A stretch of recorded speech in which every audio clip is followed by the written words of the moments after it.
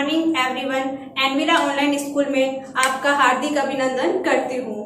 आज हम पढ़ेंगे क्लास 12 एग्रीकल्चर सब्जेक्ट के बारे में बेसिक नॉलेज जानेंगे कि कृषि विज्ञान क्या होता है। जैसे 10th क्लास पास करने के बाद में काफ़ी बच्चों का यही कंफ्यूजन रहता है कि 10th पास करने के बाद हम कौन सा सब्जेक्ट चूज करें। जैसे काफ़ी बच्चे हैं आर्ट्स ले लेते हैं, कॉमर्स ले लेते हैं, साइंस ले लेते हैं और एक सब्जेक्ट पीछे बचता है हमारा एग्रीकल्चर। एग्रीकल्चर सब्जेक्ट का नॉलेज काफ़ी बच्चों को बहुत कम होता है। बच्चों के यहाँ तक गार्जियन को भी कृषि विज्ञान एग्रीकल्चर सब्जेक्ट के बारे में नॉलेज उनको बहुत कम रहता है। तो कृषि विज्ञान क्या है? कृषि विज्ञान सब्जेक्ट लेने से पहले सबसे पहले तो यही होता है कि बच्चों की कृषि विज्ञान सब्जेक्ट के प्रति क्या होनी चाहिए? एक रुचि होनी चाहिए। अगर रुचि होगी तभी वो आगे 11th और 12th में कृषि विज्ञान का अध्ययन अच्छे से कर सकते हैं। तो आज हम पढ़ेंगे क्लास 12 कृषि विज्ञान।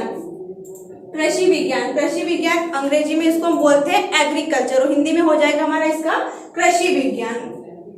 अब कृषि विज्ञान लैटिन भाषा का शब्द है और संस्कृत में ये किस धातु से बना हुआ है? एग्रीकल्चर को दो भागों में हम डिवाइड कर सकते हैं। पहला हमारा हो जाएगा एगर या एग्री और दूसरा हमारा हो जाएगा कल्चर। एग्री का मीन्स हमारा हो जाएगा सोइल, जिसे हम हिंदी में क्या कहेंगे? मृदा। और कल्चर का अर्थ हो जाएगा हमारा कल्टीवेशन। कल्टीवेशन का मतलब खेत की जुताई करना। ये दोनों शब्दों से मिलके हमारा क्या बन जाएगा? कृषि विज्ञान। ये तो हमारा हो गया सिर्फ सामान्य नॉलेज कृषि विज्ञान। और 12 सिलेबस के बारे में अगर अध्ययन करें तो देखते हैं कि कृषि विज्ञान में टोटल हमारे चैप्टर हो जाएंगे 15। अब 15 चैप्टर को भी हमने 3 भागों में डिवाइड कर दिए हैं। पहला हो गया हमारा एग्रोनॉमी। एग्रोनॉमी को हम कह सकते हैं शस्य विज्ञान। ये हो गया हमारा शस्य विज्ञान एग्रोनॉमी। दूसरा हो जाएगा हमारा हॉर्टिकल्चर। हॉर्टिकल्चर को हम हिंदी में कहेंगे उद्यान विज्ञान। इसमें हम उद्यान विज्ञान के बारे में अध्ययन करेंगे। और तीसरा हो जाएगा हमारा एनिमल हस्बेंड्री, जिसको हम कहेंगे पशुपालन। पशुपालन यानी पशु को पालना। कृषि व्यवसाय के साथ साथ किसान लोगों का एक मुख्य कार्य और बन जाता है, वो हमारा हो जाएगा पशुपालन। यानी वो कृषि कार्य के साथ साथ पशुपालन का भी कार्य कर सकते हैं। जैसे एग्रोनॉमी में हमारे चैप्टर हो जाएंगे 1 to 6। उद्यान विज्ञान में हमारे चैप्टर हो जाएंगे 7 to 11 और एनिमल्स हस्बेंड्री पशुपालन में हमारे चैप्टर हो जाएंगे 12 to 15। ये हमने एग्रीकल्चर के जो इंडेक्स है उनको हमने 3 भागों में डिवाइड कर दिया है, शस्य विज्ञान, उद्यान विज्ञान और पशुपालन। अब फर्स्ट चैप्टर जैसा हमारा है शस्य विज्ञान मृदा एवं बीज।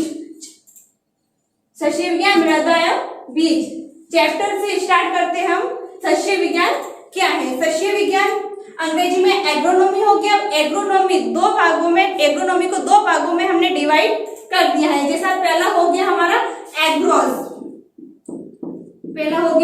एग्रोस और दूसरा हो गया हमारा नोमोस। एग्रोनॉमी को हमने 2 भागों में डिवाइड कर दिया है, एग्रोस और नोमोस। एग्रोस, अब एग्रोस क्या होता है? एग्रोस का अगर शाब्दिक अर्थ देखें तो हमारा हो जाएगा भूमि, या इसको हम कृषि भी बोल सकते हैं। और नोमोस का अर्थ होता है हमारा मैनेजमेंट यानी प्रबंधन किसका करेंगे? हम कृषि कार्य का प्रबंधन करेंगे। नोमोस में हो जाएगा हमारा प्रबंधन। अब कृषि में नोमोस में हमारा हो जाएगा फसल उत्पादन। नोमोस में हो जाएगा हमारा फसल उत्पादन और नोमोस में हो जाएगा हमारा मृदा का प्रबंधन। अगर दोनों शब्दों को मिलाए तो हमारा क्या हो जाएगा कि कृषि कार्य में हम फसल उत्पादन और मृदा का प्रबंधन किस प्रकार से कर सकते हैं। जैसे अब हो जाएगा हमारा मेन टॉपिक आ जाएगा शस्य विज्ञान। और शस्य विज्ञान किसे कहते हैं? कृषि विज्ञान की वह शाखा जिसके अंतर्गत हम फसल उत्पादन और मृदा का प्रबंधन कर सकते हैं, इन दोनों का अध्ययन कर सकते हैं, उनको हम कह सकते हैं शस्य विज्ञान। अब शस्य विज्ञान के अंदर दोनों का अध्ययन कैसे कर सकते हैं कि जैसे कृषि कार्य होता है, कृषि कार्य में क्या करते हैं? कृषि कार्य के अंतर्गत अनेक प्रकार की क्रियाएं की जाती हैं। क्रियाएं मीन्स हो जाएगा हमारा यहाँ पे कृषि का कार्य करना। अब क्रियाएं कैसे हो सकती है? जैसे हमारी हो जाएगी खेत की जुताई करना, बुआई करना, फसल का प्रबंधन करना, खरपतवार नाशक को नष्ट करना, सिंचाई करना, ये हमारा क्या हो जाएगा, खेत के अंतर्गत करने वाले कार्य। इन सब कार्यों से मिलकर क्या हो जाएगी, हमारे खेत की क्रियाएं हो जाएगी।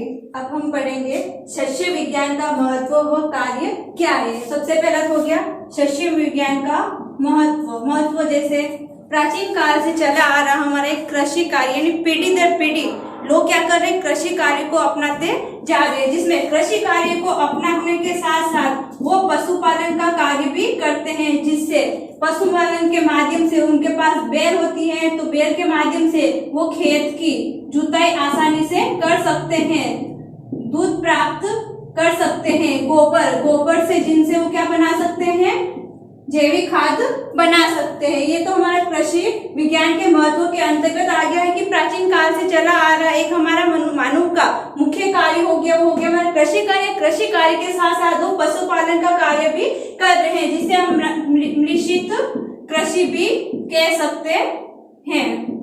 खेत की जुताई करना, दूध प्राप्त करना, दूध प्राप्त करने के बाद वो उनसे घी, मक्खन, छाछ आदि प्राप्त कर सकते हैं, और गोबर, इन सब से गोबर से क्या कर सकते हैं, वो जैविक खाद बना सकते हैं। और ये सारे हो गए इनका शस्य विज्ञान का महत्व व कार्य।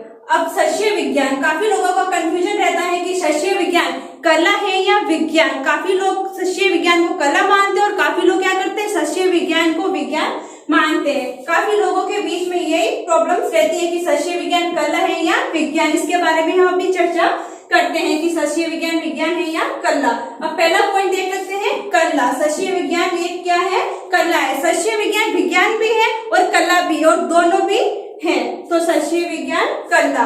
अब शस्य विज्ञान कला कैसे हुई कि जो हमारे पूर्वज है वो क्या कर रहे हैं, प्राचीन समय से कृषि कार्य कर रहे हैं, कृषि की अलग अलग क्रियाएं कर रहे हैं, वो हो जाएगा हमारा कला। कला कैसे हो गया, कला भी कला होनी कैसे चाहिए, जैसे मानव के अंदर कृषि कार्य करने से पहले उनको सब पता रहता है कि हमें फसल को कब बोना है, कब उसके अंदर छिड़काव करना है, सिंचाई कब करनी है, कीटनाशक दवाओं का उपयोग कब करना है, खरपतवार को कैसे निकालना है, इन सब के बारे में पूर्वजों को ज्ञान रहता है। जैसे कब उनका ये याद रहता है कि फसल को कब बोना है, फसल को कैसे बोना है, फसल बोने से पहले उनको पूरा ज्ञान होता है, और फसल बोने के समय वो मानसून जलवायु के ऊपर भी निर्भर करते हैं कि फसल बोने का मानसून है, जलवायु है, वो किस प्रकार है, ये हमारा हो जाएगा कला। क्योंकि कृषि कार्य है, पीढ़ी दर पीढ़ी लोग कृषि कार्य को अपनाते हुए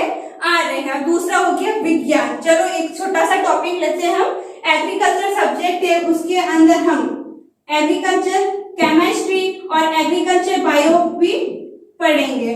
तो इसमें विज्ञान, अब शस्य विज्ञान कला है और विज्ञान भी। अब पढ़ेंगे हम शस्य विज्ञान कैसे, जैसे रसायन। ये देख लो कि एग्रीकल्चर सब्जेक्ट के अंदर आप एग्रीकल्चर बायो का भी अध्ययन करेंगे और एग्रीकल्चर केमिस्ट्री का भी अध्ययन करेंगे, जिसमें आ जाएगा कि केमिस्ट्री के अध्ययन करने से हमें पता चल जाएगा कि शस्य विज्ञान कैसे है। जैसे इसमें रसायन, इनकी दवाइयां, रोग, कीटनाशक, मृदा का अध्ययन, अम्ल, क्षार, पोषक तत्व आदि के बारे में हम केमिस्ट्री के अंदर अध्ययन करेंगे। लेकिन ये केमिस्ट्री के अंदर जो अध्ययन करेंगे वो इसमें पढ़ेंगे कि शस्य विज्ञान है। जैसे पेड़ पौधों में रोग लग जाता है, उन रोगों को खत्म करने के लिए हम कौन सी दवाइयों का उपयोग करेंगे, कीटनाशक दवाइयों का उपयोग करेंगे, मृदा का अध्ययन करेंगे, और अम्ल व क्षार पोषक तत्व की कमी हो जाने पर हम क्या करेंगे, इन पोषक तत्वों का उपयोग करेंगे। ये हमारा हो जाएगा शस्य विज्ञान कला विज्ञान है। और तीसरा इसमें आ जाएगा व्यवसाय, कि कृषि विज्ञान व्यवसाय कैसे। ये तो हमने पढ़े है कि मानव का प्राचीन काल से चला आ रहा कृषि कार्य क्या हो गया, इनका एक व्यवसाय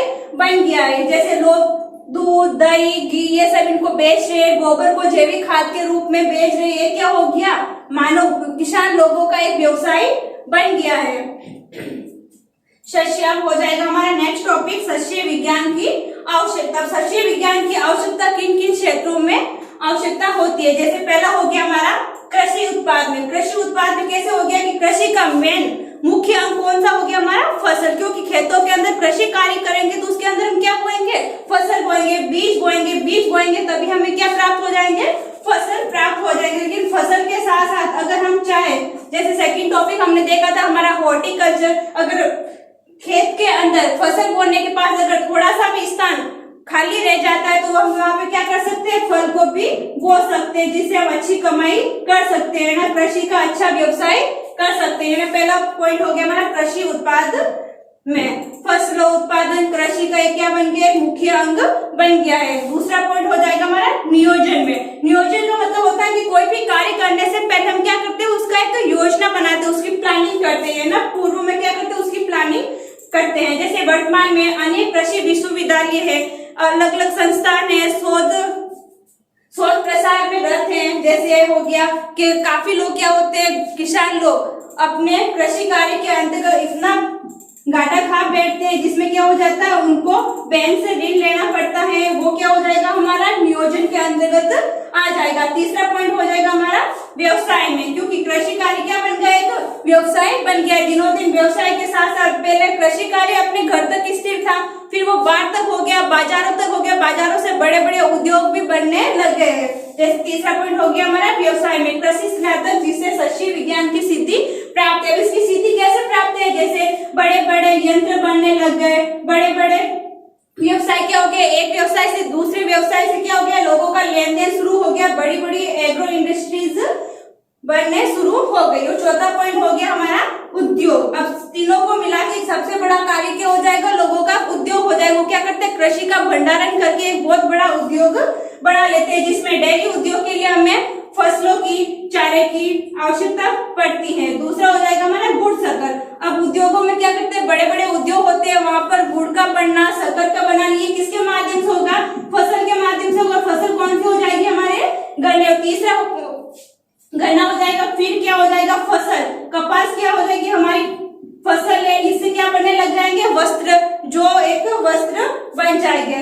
चौथा हो गया दवा, ये किसके माध्यम से बनती है, औषधियों के माध्यम से क्या बनने लग जाएगी, हमारी दवाइयाँ। और लास्ट हो जाएगा हमारा मसाला, जो खाने में काम में लिया जाता है, जैसे हल्दी, मिर्च, धनिया, ये सब क्या हो जाएंगे, मसालों के अंतर्गत आ जाएंगे। ये सारे मसाले क्या करते हैं, सारी फसलों को खेत से लेकर हम क्या करते हैं, बड़े उद्योगों पर जाते हैं और वहां से क्या कर सकते हैं, इनको एक मिश्रित बना देते हैं, उनको पीस कर क्या बना सकते हैं, ये मसाले बना सकते हैं। जैसे उद्योग में क्या हो जाएगा कि कृषि अर्थव्यवस्था के 3 स्तंभ हो गए, जो हो गया हमारा कृषि, व्यवसाय और उद्योग। पहले क्या होता है, कृषि कार्य होता है, कृषि कार्य को हम क्या किसके रूप में बदलते हैं, व्यवसाय के रूप में बदलते हैं। और व्यवसाय, लोग व्यवसाय करने के माध्यम से तीसरा पॉइंट हो जाएगा हमारा उद्योग, जिसमें क्या करते हैं, बड़े बड़े फैक्ट्रियां वगैरह लगने लग जाती है, जिसमें हमारे खाद भी बनाई जाती है। हमारा नेक्स्ट टॉपिक है मृदा उर्वरकता एवं उत्पादकता। अब मृदा उर्वरकता यानी मिट्टी की उर्वरक क्षमता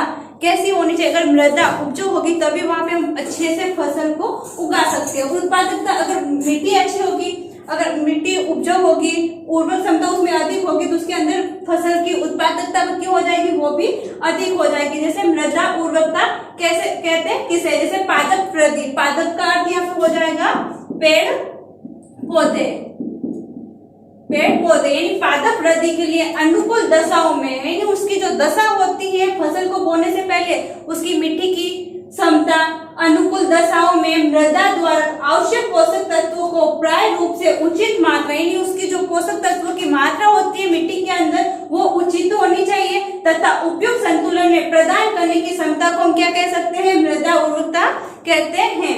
दूसरे से हमारा नेक्स्ट पॉइंट है मृदा उर्वरकता को प्रभावित करने वाले कारक। मृदा को कैसे प्रभावित कर सकते हैं, कौन कौन से ऐसे कारक है जिसमें मृदा को उपजाऊ बनाने के अंदर उस कारक को हम उपयोग में ले सकते हैं। जैसे 2 कारक होते हैं, एक हो जाएगा हमारा प्राकृतिक कारक और दूसरा हो जाएगा हमारा कृत्रिम कारक। जैसे पहला हो जाएगा प्राकृतिक कारक यानी पैतृक पदार्थ, इसमें कौन से पदार्थ को उपयोग में ले सकते हैं, पैतृक पदार्थ। दूसरा हो जाएगा हमारा स्थलाकृति। स्थलाकृति का मतलब होता है कि वहां का जो स्थल होता है वो कैसे होना चाहिए, समतल होना चाहिए, ना ऊपर, जो जमीन का स्थल होता है ना तो ऊपर होना चाहिए, ना ऊपर खाबड़ होने चाहिए, ना उसके अंदर कोई खड्डे वगैरह होने चाहिए। तीसरा हो जाएगा मृदा आयु। अब दिनों दिन क्या होती है, हर इंसान की, जैसे इंसानों की भी आयु दिनों दिन बढ़ती रहती है, वैसे ही मिट्टी की जो आयु होती है, उम्र, वो क्या हो जाती है, दिनों दिन बढ़ती रहती है। उसमें जो उपजाऊ क्षमता होती है वो दिनों दिन क्या होने लग जाती है, कम होने लग जाती है। नेक्स्ट हो जाएगा हमारा जलवायु। जो पेड़ पौधे है, फसल है, वो किन के ऊपर निर्भर करता है, मानसून के ऊपर ऊपर निर्भर करता है। अगर कम बारिश हुई तो फसल क्या हो जाएगी, पूर्ण रूप से जल जाएगी, और अधिक बारिश हुई तो फसल पानी के अंदर तैरने लग जाएगी, जिससे फसल पूर्ण रूप से सड़ जाएगी, गल जाएगी, या फसल पूर्ण रूप से नीचे गिर जाएगी। वो फसल किसके ऊपर निर्भर करती है, हमारी मानसून के ऊपर निर्भर करती है। नेक्स्ट है मैम मृदा प्रोफाइल की गहराई। मृदा की भौतिक दशा यानी वो विपरीत दशा है, जो हवा का प्रकोप किस प्रकार का होना चाहिए।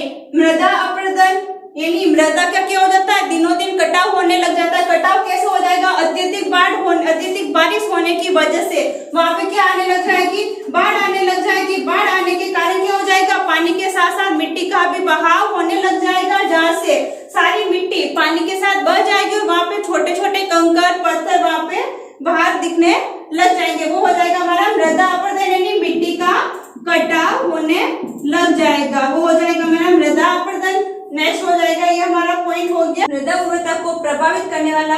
सेकेंड टॉपिक हो जाएगा हमारा कृत्रिम। कृत्रिम का पहला पॉइंट हो जाएगा जल क्रांति, यानी जल क्रांति का मतलब हो जाएगा जल की क्रांति, यानी अत्यधिक फसल के अंदर अत्यधिक पानी हो जाएगा तो क्या हो जाएगी, हमारी जल क्रांति हो जाएगी। दूसरा हो जाएगा हमारी फसल प्रणाली। तीसरा पॉइंट है हमारा मृदा पीएच, यानी फसल प्रणाली में क्या हो जाएगा, एक ही फसल को एक ही जगह पर बार बार बोने से इसके अंदर क्या हो जाएगी, वो एक ही पोषक तत्वों को अधिक से अधिक ग्रहण करने की क्षमता रखेगी। तीसरा पॉइंट है हमारा मृदा पीएच, यानी मृदा में अगर अम्लीय की कमी हो जाएगी तो उसमें क्या हो जाएगा, मैग्नीशियम हमारा क्या होने लग जाएगा, घटने लग जाएगा। नेक्स्ट है मृदा सूक्ष्म जीव, यानी मिट्टी के अंदर कवक जीवाणु अगर निरंतर बने रहेंगे तो उसमें क्या हो जाएगी, मृदा की उर्वरता क्षमता, मृदा उपजाऊ बनी रहेगी। कार्बनिक पदार्थों की कमी, जुताई विधि और समय, ये हमारा पॉइंट हो जाएगा मृदा उर्वरता को प्रभावित करने वाले दो कारक, प्राकृतिक कारक और कृत्रिम कारक।